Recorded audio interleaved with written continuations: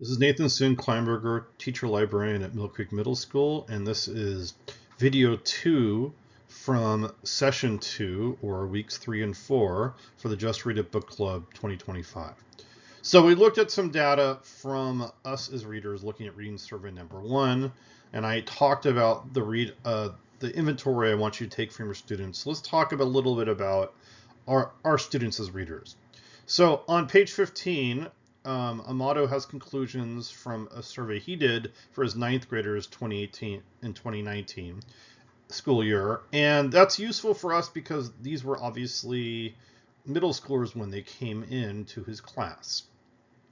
So here is his takeaways. 30% of the kids read 0 books.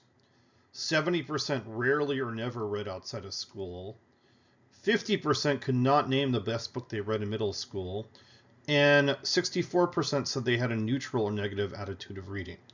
So those are kind of disturbing trends that I'm sure he wanted to change when those kids came to his classroom.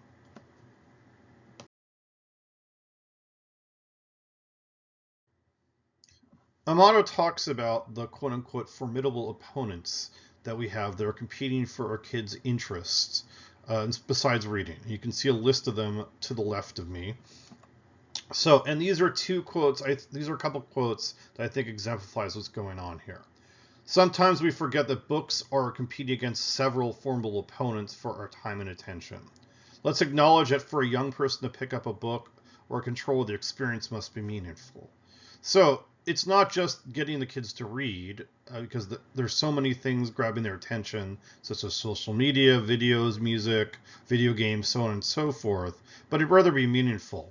Or to put it as the man to my left, Kurt Cobain, put it, here we are now, entertain us. So we need to give our kids a reason that's beneficial and meaningful for them to invest time into reading, because there's so many other things they could be doing with their time.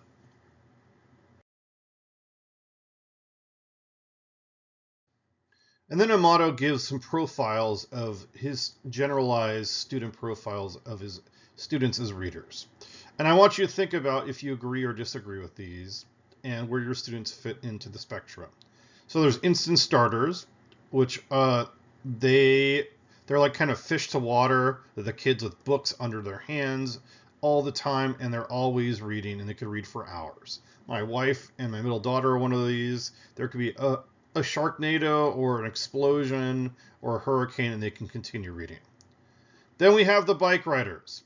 They were avid readers in elementary school. However, they've lost interest in books for all those distractions and formidable opponents I referenced in the previous slide. And we need to find them to re-engage their interest in reading, and they need to push for more challenging reads beyond what they read in elementary school. And like riding a bike, they need to relearn the joy and habit of doing that. And then finally, Amato talks about the smart skeptics.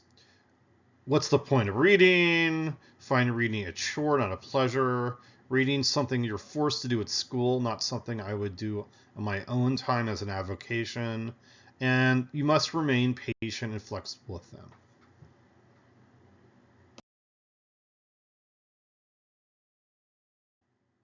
I would challenge Amato, however, I think the 3 profiles he gave are rather simplistic. What about these possibilities? The reluctant reader, the one who just kind of reads a paragraph and then puts the book on his head and is kind of checked out. This child does not really have the stamina or the interest to continue reading.